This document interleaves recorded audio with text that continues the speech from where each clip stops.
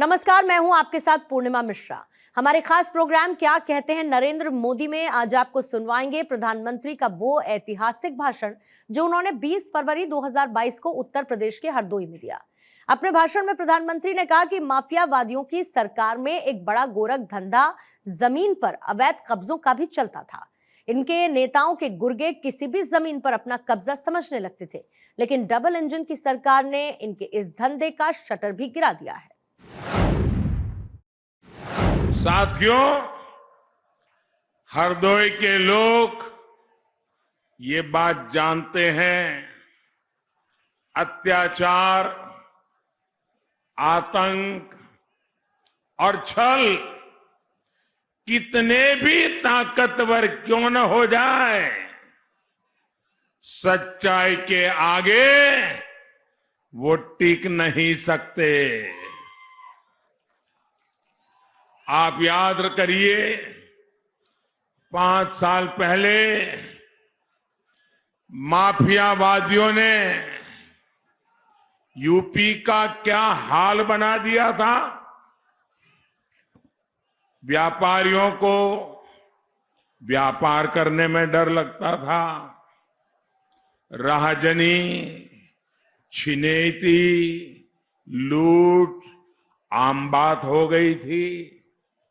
लोग कहते थे, दिया बरे घर लौटाओ। ये कहते थे कि नहीं कहते थे? दिया बरे घर लौटाओ।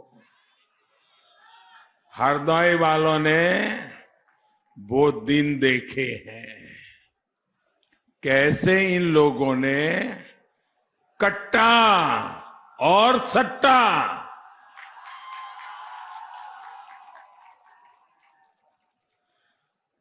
एक कट्टा और सट्टा वालों को खुली छूट दे रखी थी।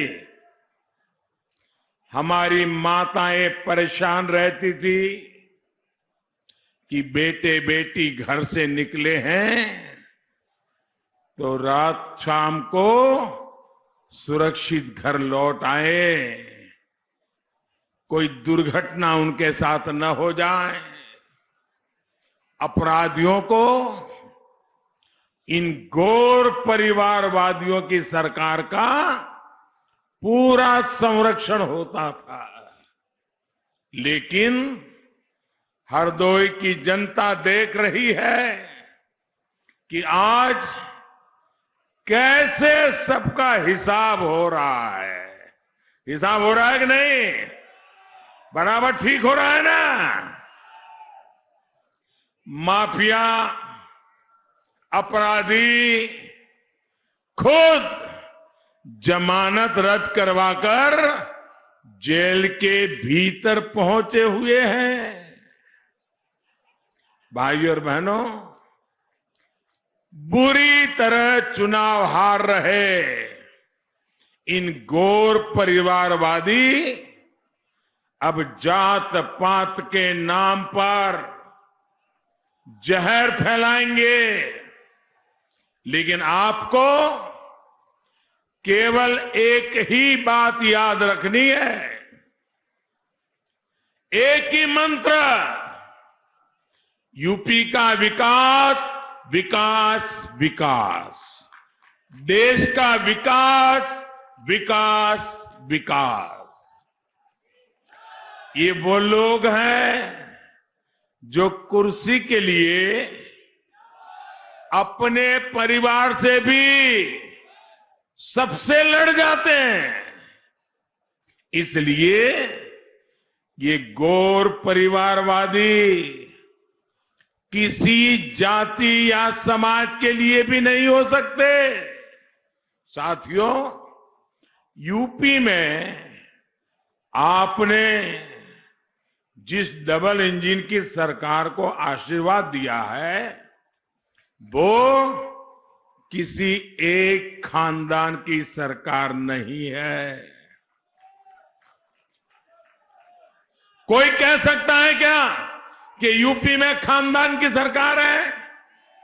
कोई कह सकता है दिल्ली में भारत की सरकार खानदान की सरकार है? कोई कह सकता है क्या? ये गरीब, किसान, नौजवानों की सरकार है। हमने 5 साल आपके लिए जी तोड़ मेहनत की है, लेकिन मुझे इस बात का अफसोस है कि 2014 से लेकर 2017 के बीच यूपी में इन परिवारवादियों ने एक भी काम में मेरा साथ नहीं दिया। भाइयों, मुझे बताइए, यूपी का मैं सांसद हूं, यूपी के लोगों की मदद से मैं प्रधानमंत्री बन गया, और मैं यूपी के लिए कोई काम करूं, और लखनऊ में इनकी सरकार बैठी थी, 17 तक मुझे कोई काम नहीं करने दिया। भाइयों बहनों, ऐसे लोगों को फिर से अगर लाओगे तो मुझे काम करने देंगे क्या? जरा पूरी ताकत से बताओ ना, मुझे काम करने देंगे क्या? आपका भला करने देंगे क्या? माताओं बहनों की सेवा करने देंगे क्या? नौजवानों के लिए काम करने देंगे क्या? तो ऐसे लोगों को आने देना है क्या? आने देना है क्या? पक्का? इन लोगों ने ठान लिया था कि यूपी में विकास का कोई काम केंद्र सरकार को करने ही नहीं देंगे। अरे इतने शर्माते थे, इतने शर्माते थे, शायद भीतर से इतने कांपते थे कि मैं यहां आता था, कार्यक्रम करता था, वो मेरे साथ मंच पे नहीं आते थे, एयरपोर्ट से ही भाग जाते थे। उनको डर लगता था कि कहीं कुछ पूछ लेंगे और मैं कुछ जवाब नहीं दे पाऊंगा तो क्या होगा। साथियों, यूपी में गरीब के लिए काम तब शुरू हुआ जब 2017 में आपने यहां डबल इंजन की सरकार बनाई। इन 5 सालों में हमने हरदोई के करीब 70,000 गरीब परिवारों को प्रधानमंत्री आवास दिए। यह आंकड़ा याद रहेगा आपको? आंकड़ा आपको याद रहेगा? मैं आप लोगों से बात कर रहा हूं भाई, यह आंकड़ा आपको याद रहेगा? हरदोई में हमने आकर के योगी जी की सरकार बनने के बाद 70,000 गरीब परिवारों को प्रधानमंत्री आवास दिए। लेकिन इसके समय में हरदोई में प्रधानमंत्री आवास योजना के तहत शायद मुश्किल से आप उंगली से गिन सको इतने घर भी नहीं बनाए थे। क्या ये गरीब का भला हुआ था? क्या हमने गरीब का भला किया कि नहीं किया? गरीब को पक्का घर मिला मतलब नई जिंदगी मिली कि ना मिली? इनके समय में शौचालय बने, गरीब के लिए शौचालय बने। कितने बने? 34,000। आंकड़ा याद रखोगे? आप आंकड़ा याद रखोगे? कितने शौचालय बने? 34,000। योगी जी के आने के बाद कितने शौचालय बने? उनके जमाने में 34,000, योगी जी के जमाने में 5 लाख। कहां 34,000 और कहां 5 लाख? ये पैसा कहां जाता था भाई? ये योगी जी के पैसे गरीब के घर तक पहुंचते थे, शौचालय बनता था, हिसाब लिया जाता था, और उनके जमाने में 34,000 बने। बाकी क्या हुआ ये तो आपको पोलिंग बूथ पे जाके बताना होगा। इसी तरह योगी जी की सरकार आई, तब हम पूरे प्रदेश में गरीब बहनों के लिए उज्ज्वला के गैस सिलेंडर दे पाए, गरीबों के मुफ्त इलाज के लिए आयुष्मान कार्ड की सुविधा दे पाए। योगी जी की सरकार ने अभियान चलाकर बिजली को हर घर, गरीब के घर तक बिजली पहुंचाया, नई बिजली कनेक्शन दिए, गांव गांव बिजली पहुंची है।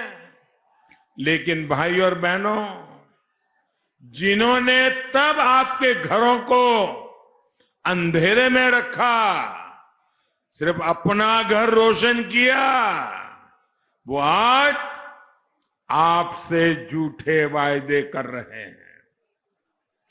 आप याद करिए, इनके समय में आपके गांवों में दिन में कितने घंटे बिजली आती थी? याद करिए, हफ्ते में कितने घंटे बिजली आती थी? मुझे बराबर याद है, उत्तर प्रदेश में बिजली अगर आती है तो खबर बन जाती थी एक जमाने में। बिजली का जाना स्वाभाविक था। जैसे घर में कभी साल में 1-2 बार मेहमान आ जाए, वैसे बिजली यहां मेहमान की तरह आती थी। ये भी याद करिए कि एक बार अगर ट्रांसफार्मर जल गया,